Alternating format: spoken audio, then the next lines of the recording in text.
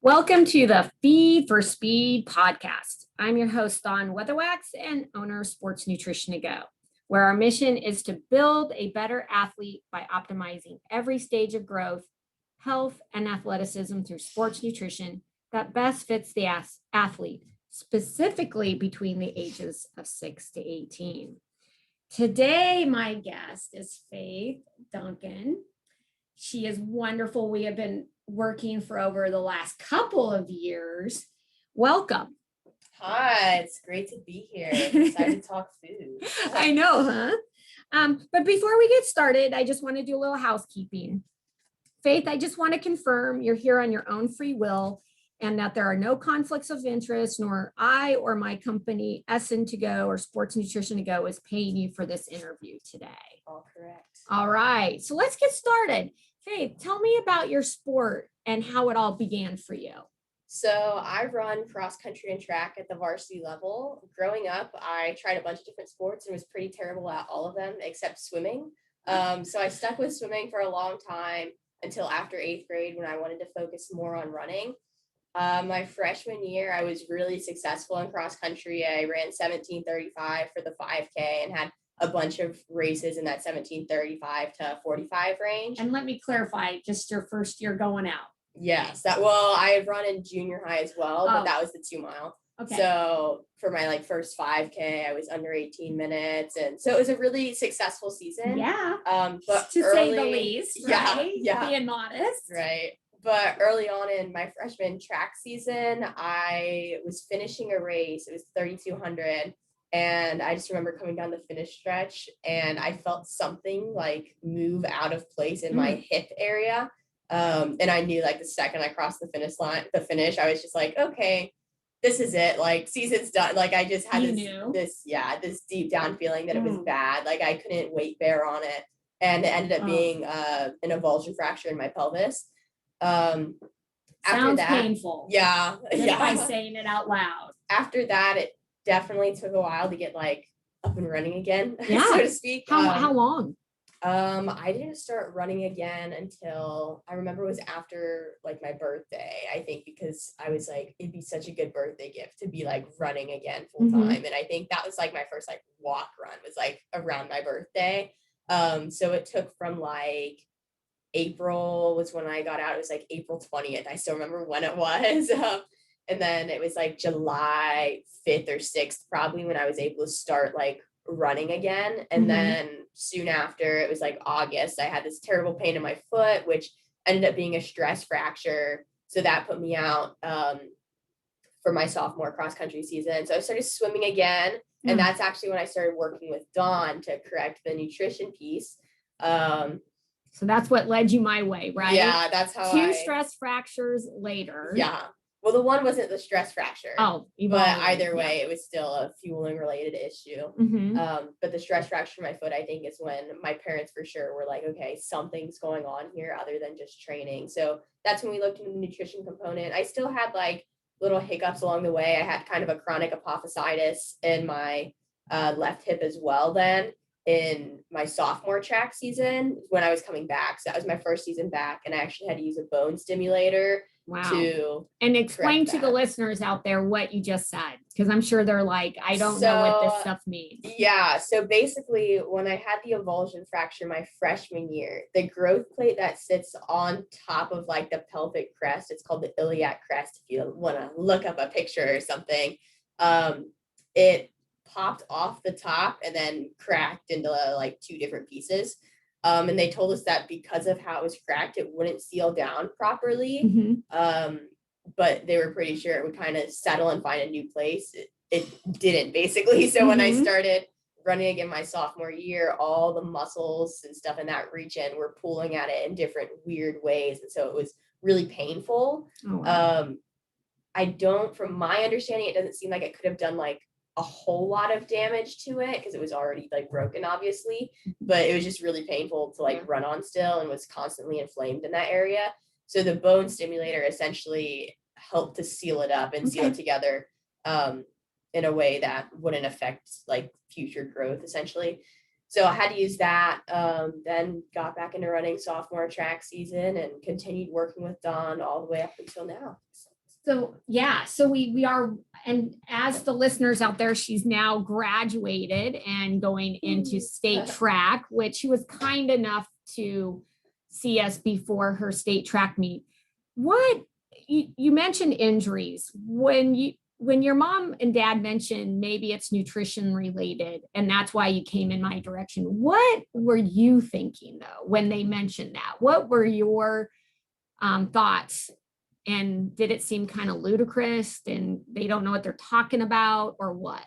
Yeah, it's funny because my parents, like my whole life growing up, they're like, oh, eat more, make sure you're eating enough. And like, I think for me, it was just a bunch of misconceptions almost, because I had always been told, like, especially by friends, like, oh, you're such a healthy eater. Or like, I'd be in the lunchroom and they'd be like, oh, you always have such healthy lunches and things like that. And so I really thought I was fueling myself really well and focusing well on nutrition and being a healthy eater essentially. And I think I just had this misconception. Like, yes, I could be eating really healthy foods, but is it enough? And is it like enough of what I need? Is it enough like protein? Isn't enough like healthy fats? So then coming in to work with Dawn, at first I really thought like, I don't think there's gonna be much she can do. Like, sure, tell the truth, tell it out there. Until she really pointed out, like, no, your parents are right, it's not enough. And I think even in our first like visit, you had told me like, yes, you eat really healthy, but it's not enough, like at all by any means. So, and we did just to rehash what we kind of did here on that 90 minutes the first time, right? We did your metabolism to know what you're burning. Right. And I think I was like close to 1,500 at rest, right? Yeah. And you needed, I think we figured 28 to 3,000. Right, yeah. And I cannot remember way back when, but I know you weren't even close to, I don't think you were even at 2,200 calories a day. Right. I think, yeah. Am I remembering right? I think I was like right under 2,000 or something. Yeah. Okay. So listeners, you know, the average cross-country athlete needs, my females need 2,500 to 3,500 calories, especially in season. Yeah. And you're eating less than 2,000, thinking that it's good enough. Then we do a body composition, which, you know, tells us your lean weight and your fat weight. And, you know, what did you learn from that? Because I feel like some people are always like, should females know their body composition? And as you know, I do it. So I feel like the answer is definitely. But let's talk about the body composition. What'd you get out of that just the first time? What was your thoughts? Well, going into it, it was really funny because I remember sitting here, the chair I'm sitting in right now. I know you guys can't see it, but I'm going to paint this beautiful picture for you. So on Dawn's wall here, she has these pictures of like people and kind of like what they look like and their body comp. And like the picture at the very top is this ultra lean category, and it's 15 to 18% like body fat. And I remember my mom like pointed to it and said, I guarantee you're going to be that or below. And I was not that or below. I was, I think, in like the moderately lean category, which is like right in the middle. I think my body comp was close to like 24% body fat. And I didn't understand why. And I was kind of like, whoa, because I wasn't even like 100 pounds. At that time, right? Yeah. 100 pounds and what, 5? Like 2. Were you 5'2" at the time? So, yeah. And because you're now 5'5". Yeah. Yeah, we grew 3 inches. And I think you were past your freshman year. This was your sophomore year. Right. And Dawn then explained like, so a lot of people will just look at like weight and kind of say that that's the important part, but really it's your body composition, because muscle is like how explosive can you be, like, and it makes you just more resistant to injury. And she basically explained that because I wasn't fueling enough, my body wanted to store all my food as fat then, so it would have fuel like more long-term than short-term. Yeah, because it just doesn't know this world, right? It doesn't have any concept of what's going on. And so the cues you were giving your body was, you must be living in the olden days, during the times where you had to scavenge for your food, no refrigerator, freezer. That's what the body has no idea what world you're living in, your situation. It only goes off by heat and energy and food. By definition, food is a calorie, calories heat. Yeah. It's energy. Food is energy, right? And your activity is heat. Your heart pumping is heat. And so then you weren't eating enough and you were using your muscle. And then I bet I blew you away by saying, you need to gain some muscle. Yeah. What did you think about that? Because I think I gave you a 10-pound goal. Yeah. I think. What did you think about that? Dawn originally said. Oh, I bet I blew your mind. It was, this yeah. is fun looking back. For Like, tell me sure. what you were But really I remember thinking. like when I hit that goal and you're like, hey, do you remember? And you pulled out like the paper from the first time I came here and it had like my body comp and my weight. And I had just like run a really good race. I think it was this winter. Mhm. And we redid the VOD pod. And I think I was like 116 or like 115 pounds.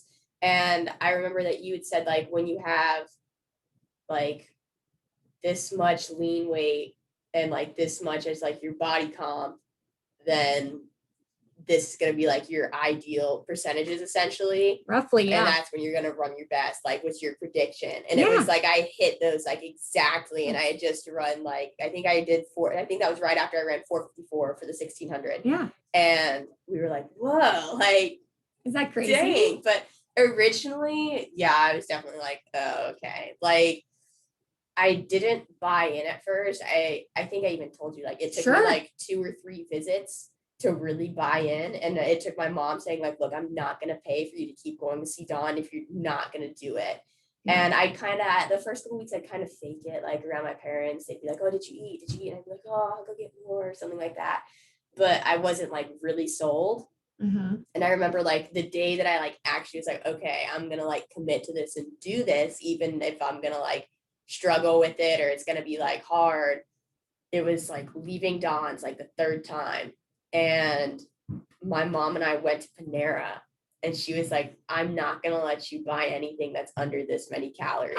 And I was like, okay. And so I was like, challenge accepted. Let's do this. Yeah, very competitive. Because the other thing that we did, right? So the metabolism is a one-time thing. I don't know if we even repeated it. We definitely could have, but we were working together. So we always increased it based on what was happening. The body comp gave a roadmap on where you would want to go with your training, right? It's because it's not just about weight, it's about leanness. Yeah. And you are now very lean.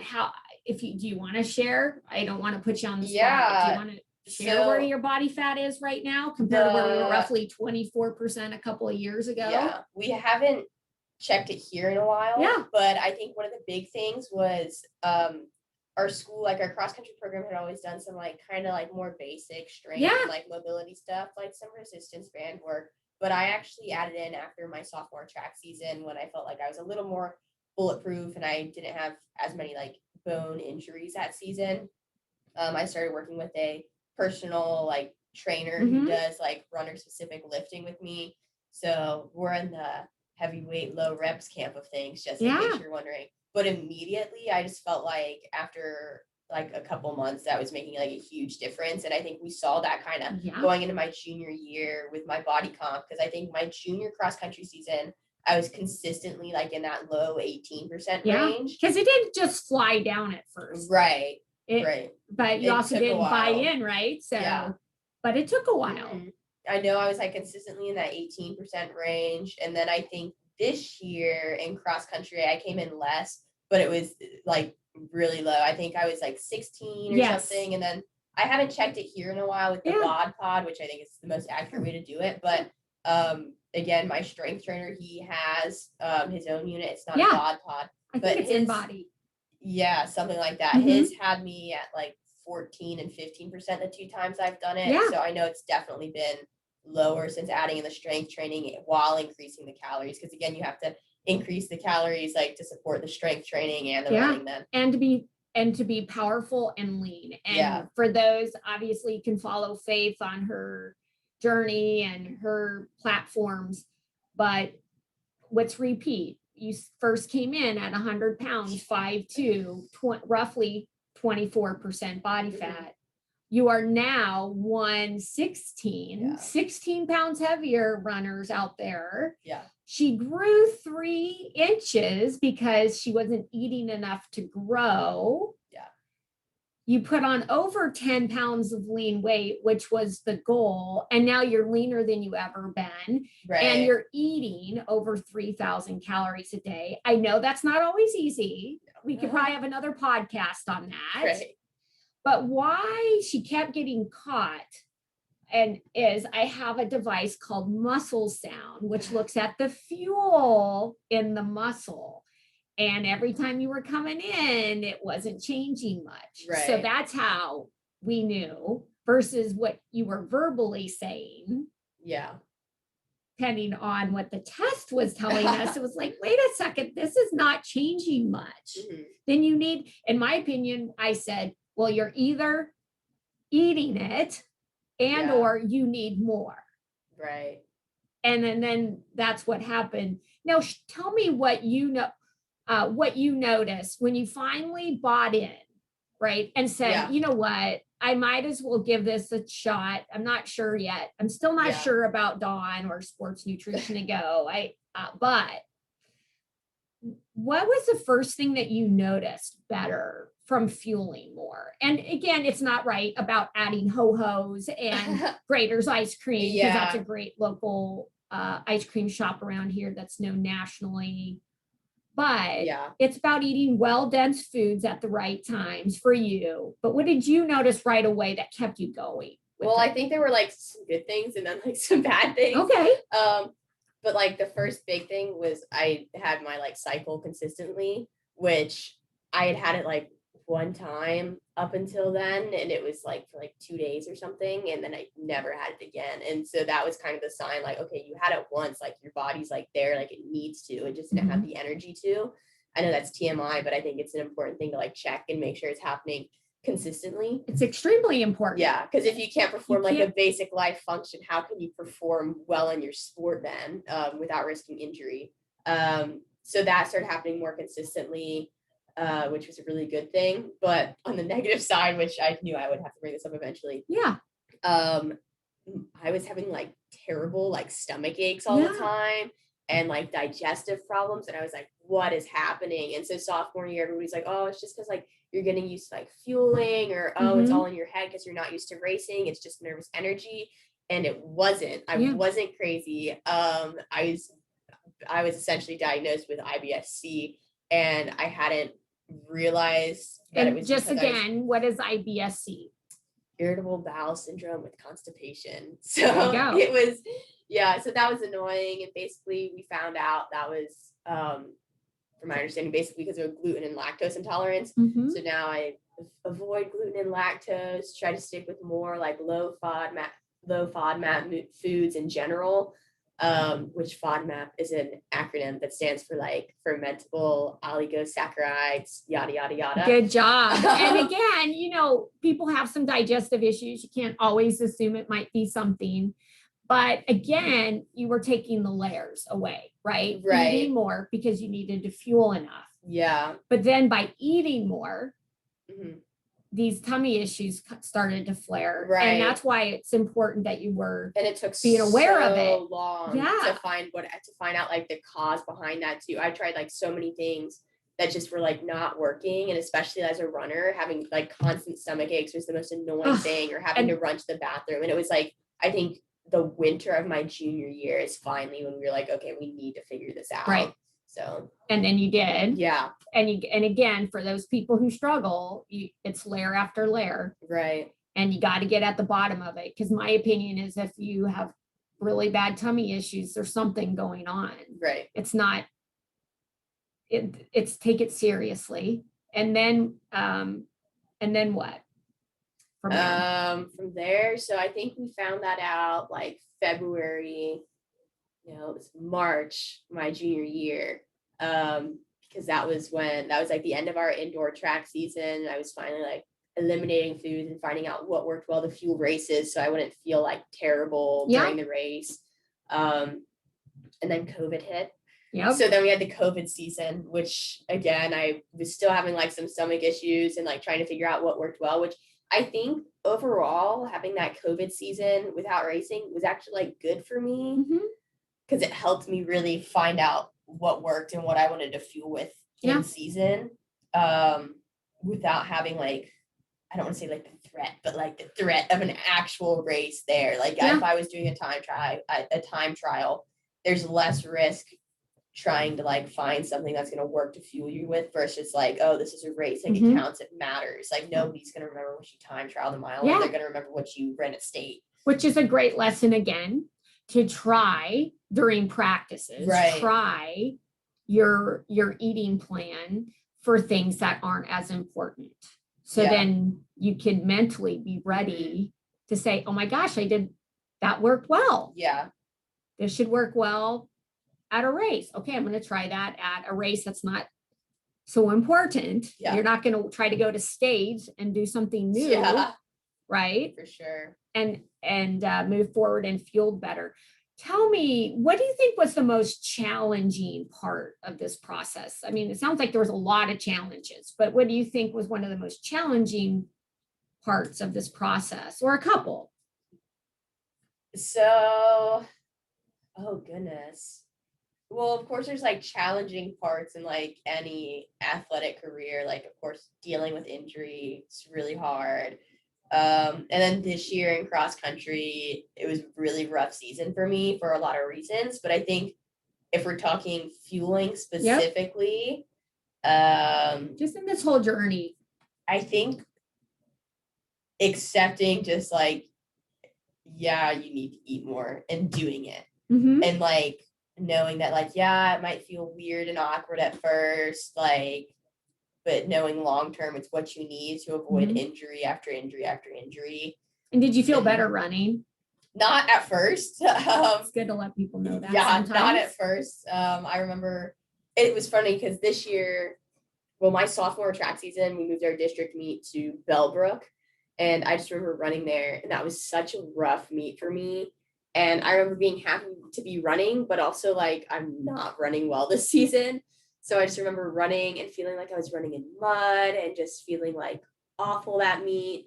And again, I'm not saying that was all from fueling. I don't think it was, but I just remember like my stomach hurt too. And then this year I went and I ran there and just like had a really good meet, felt great, felt like that's the thing about running is like, it's a good race when you feel like you're flying.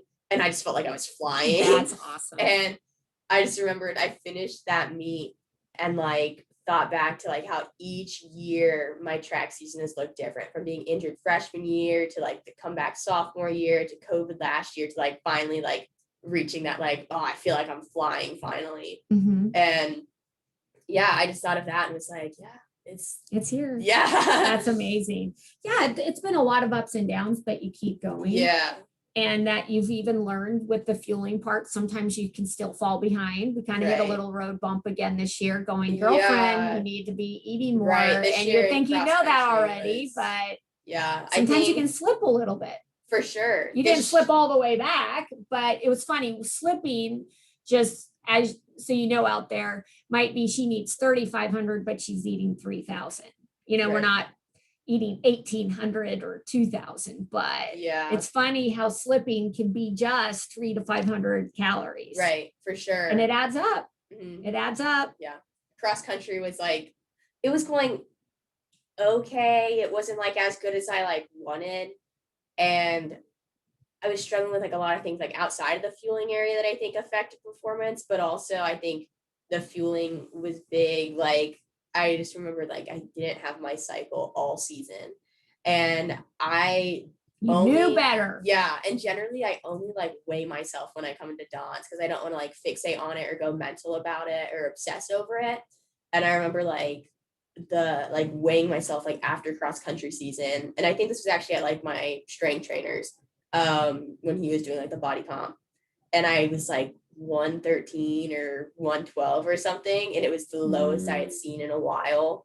And I think I was just like, maybe this is a contributing factor to why the end of the season just kind of went down and down. And so that's when I think I immediately texted you and was like, I need to come in. Yeah, like I need help, please. So because it still can be a struggle, and I want people to hear that it wasn't that you were under eating immensely, but Right. those extra calories, whether it's 500 to 700, it makes a big difference. And then you were losing and I bet you knew, you're like, oh no, Yeah. this isn't good. Right. I know roughly where I should be to perform well. So if I'm losing, that means I'm definitely not fueling properly for sure to maximize. So it's funny how you have to keep learning that lesson. Right. Because it's a struggle sometimes. Sometimes you're not hungry. Mm-hmm. You think that hunger matches what you should be burning. Yeah. Well, tell me what has happened with your runs, with your time so far. And I know you're heading into state track in less than the next 5 days. But what goals do you want to achieve, and even in the next year? What, I guess, do me this. Tell the listeners what you have accomplished since starting this. Yeah. Where you want to go, maybe in your college and even after that. What are your goals, and how do you feel the nutrition piece has helped you get to this point? Well, I think, like I said earlier, it's been a long journey, and it's been really hard, especially because freshman year, I came out with cross country season. It was just awesome. And everybody was like, oh, who is this kid? It did not go improve right off the bat from there. It was a long journey, but I think if we want to talk about what I've done most currently, you can definitely see. So what are your times? What did you get with cross country this year? Well, cross country this year was rough. So I actually got slower. It was actually my slowest cross country season. Which, it was just a crazy season. For but me what anyway. have been your best times? Because I think people need to know, slow to you might be different for somebody else. I think what's your best time that you got in cross country? 1750. Okay. So a lot of ladies out there would love to break 1800. Yeah. But 1800, 18 minutes. Yeah. But I think most currently, if we want to talk about the biggest improvement I've actually seen to show that right now, I do know objectively on paper, I'm a better athlete than I've ever been, even though the past sophomore, junior, even senior year cross country and track seasons haven't shown it.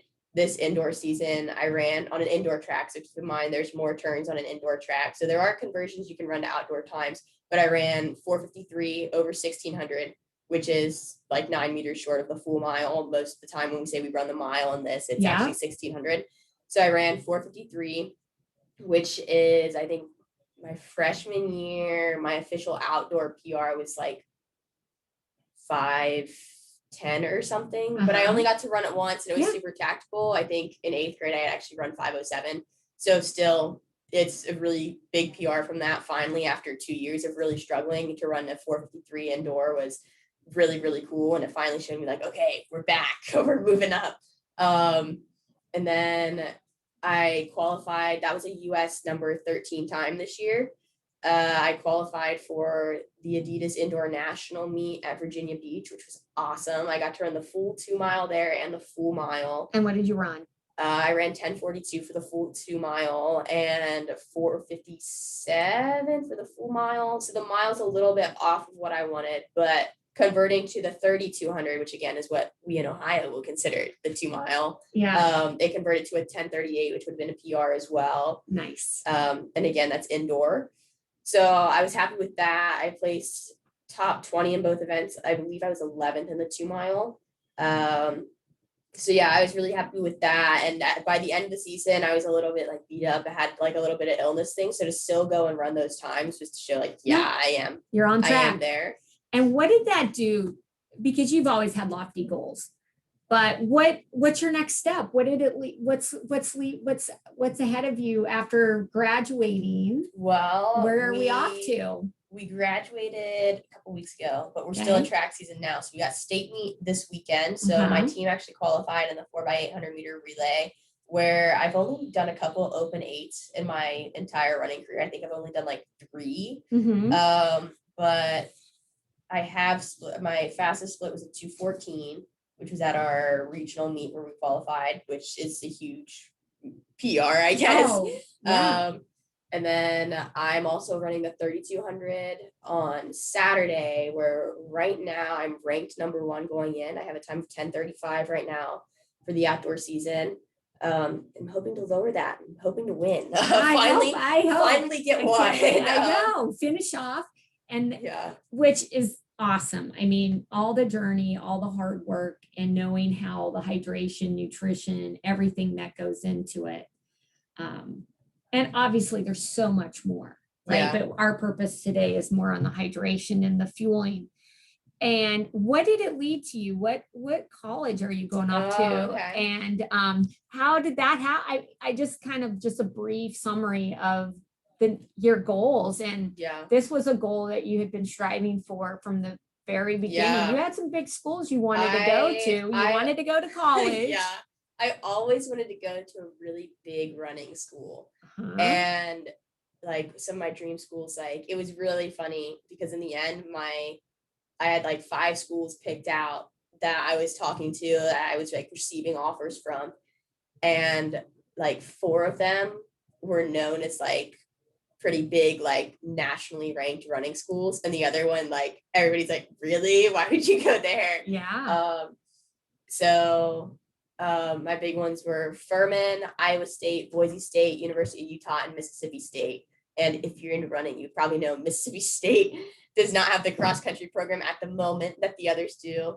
My final 2 were Mississippi State and Boise State, which Boise State had been like a dream school of mine for as long as I can remember. I was like, it's Boise, it's Idaho, they've got trails, they're awesome at running, they got cool uniforms. But like in the end, I think I had so many conversations with Coach Pat at Mississippi State, who's our like cross country coach there. And I remember when I was starting to see like breakthroughs again, like this winter and stuff. And he had said like, that is not your ceiling. Like, and I remember after like one rough race this outdoor season, I was talking to him, and that's the other thing. It's just like how consistently he's still been in touch, like even after committing and signing. And he told me, he's like, just remember, like, I didn't recruit you because of how fast you are now. I recruited you because of how fast I know you're going to be in 4 years and 3 years, heck, even next year. And so that just really, every time I talk to him, he really just reminds me like, yeah, this is why I chose this school. So off to Mississippi State, we got some good recruits this year. I really think we're going to be a force to watch even this year in cross country. There's no doubt, because you know what? You're going to bring a force yourself, because you know so much awesome knowledge that you're going to spread to the team.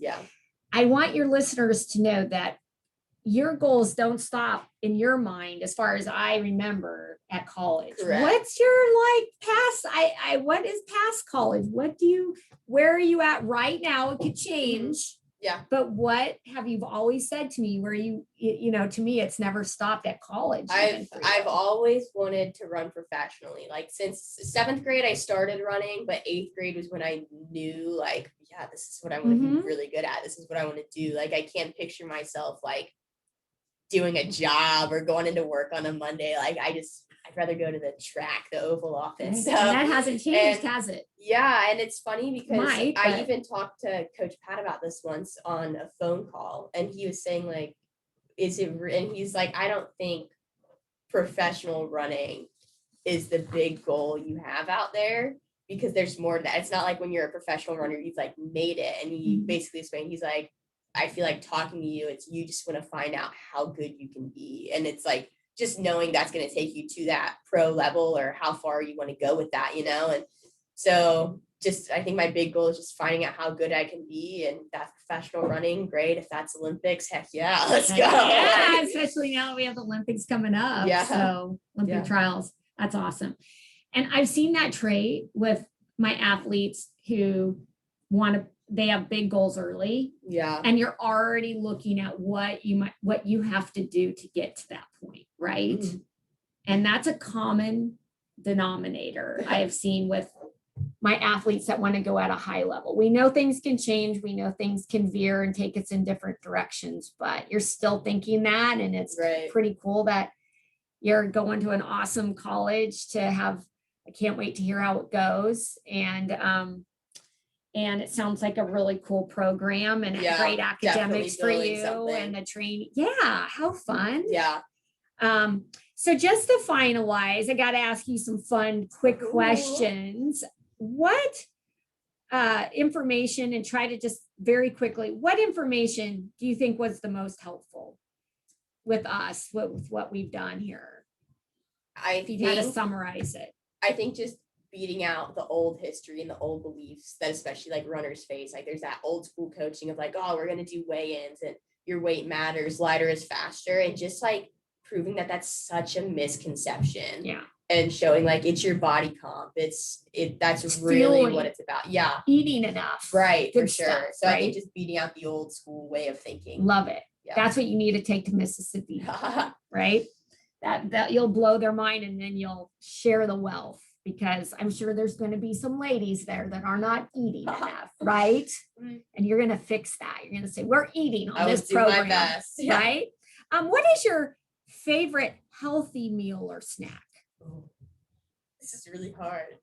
I have like the same things I eat each day. I'm like a breakfast food fan. Mm-hmm. So like if we're talking savory, this is gonna sound so like basic. Who cares? It's your answer. Avocado toast with 2 fried super duper leaky eggs on top. Sounds good. And it's got to be gluten-free bread, or my stomach will not like me. But So if I'm going sweet though, smoothie bowl. Again, Okay. very basic, but I love smoothie bowls. Hey, I love it. What is your favorite freebie? And again, freebies in my world are things that are not ideal eating, but we have to have them. So what are what's a favorite freebie of I yours? actually thought about this one. Okay. So before I went like gluten and lactose free and found out all that stuff, when I was like a little tot, after swim meets, we'd have these big swim meets at Miami University in Oxford. And there's this restaurant called the Bagel Deli there in Oxford, Ohio. And so we'd always go to the Bagel Deli, and it'd be like me and one of my swimmer friends, my mom. And they had this bagel there that was called like the banana surprise bagel. So it was like a banana nut bagel with lots of cream cheese and cinnamon, and like, it was like a glazed banana like on the inside. Oh, and maybe like, with some honey or something, or sugar? I don't know. It was like sugary, yeah. And they'd like broil the whole thing. And it was just this banana gooey, delicious, warm mess. And that was just so good. Your favorite? I wish I could still eat the banana surprise bagel, but I will not. You got to find the gluten-free cream cheese with the gluten-free bagel to make that work. For sure, yeah. What food cannot stand? Asparagus. I love it. Asparagus. That was fast. Yeah. I will not do it, Dawn. Well, I read the question. I knew what you were about to ask. I was like, no. And just, just any advice that you would like to share with the audience, like 1, 2, 3, anything out there you would like to tell your fellow listeners out there? I think in terms of nutrition, it's flipping a switch. You can't do it halfway. You have to fully buy in and commit. Like, it's just like when you're training, if you want to be really good, you're not just going to be like, oh, I'll do like half the workouts. I'll cut my mileage a little bit down here. You have to flip that switch and take that all or nothing approach, or it's not going to work. And so I think eventually like taking that all or nothing approach and accepting like, yeah, it's going to be hard. Like, again, just like running, it's not going to be easy all the time. Like, and you don't have to be perfect all the time. Yeah. So I think, but that's my big advice in terms of nutrition is all or nothing. And then in terms of like athletics and training, I think finding a group of people who support your endeavors, like no matter what, and will love you unconditionally, because it's all of a sudden then like I found that when I'm racing, it's thinking of like, it's like I don't just want to win like for myself anymore. I don't just want to win because winning feels good to me and because winning is fun for me. I want to do it like for them just as much. So it's like wanting it 2 times the amount, and that makes it so much better, and it helps the whole process, even fueling, like if you want that victory for everybody else too, like it makes it way easier. That's awesome. Well, Faith, I can't thank you for your time and being here today and sharing your journey, and I just have to share with you, it's awesome. I love my job, and it's been a true honor working with you over the last couple of years, and I just get so excited because I'm excited for this state, but just where you're going to go and all of the lessons you're learning and how you can spread that good knowledge and just you'll do well in whatever you decide to do, but I sure hope I see you in the Olympics and I'll do an interview during that time. Even, hey, how have you been? What have you been doing? What's going on? The same thing on how we can share this awesome knowledge that you have learned and have. And definitely listen to Faith because she does a lot of posting and things out there. But from me to you, I really have enjoyed this process and learning. You've taught me a lot. But for the listeners out there, I hope you enjoyed this as much as I have. This is Dawn Weatherwax, the host of Feed for Speed and the owner of Sports Nutrition to Go. Have a great and healthy day, because a better you means a better world.